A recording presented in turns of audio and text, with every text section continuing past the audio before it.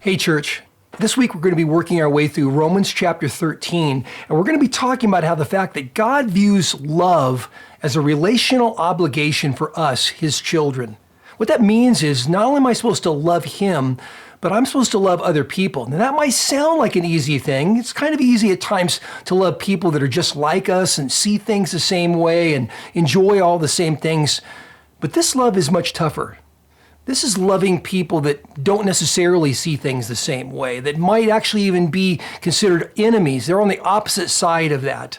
Obviously, it's not easy to love people that see things differently than us. That's why the definition of love here is so important.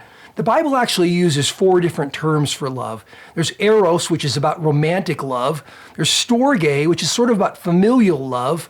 There's philia, which is where we get the word Philadelphia, which is brotherly love. And then there's the word agape. We think about that. We've heard that word before. We think about it in terms of God's love. But what the word really means is a sacrificial love.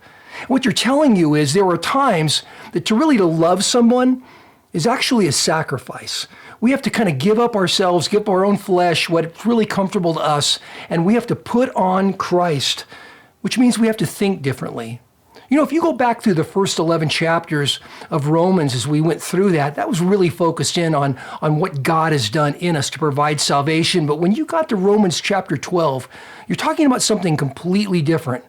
See, now Paul is calling us to make choices with what we say and with our hands and our dollars that represent a transformed life, a changed life.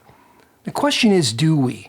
Or do we so easily in this world fall back into what's easy, what fits in, what works for me, as opposed to what happens, what do I do, how do I actually love like Christ?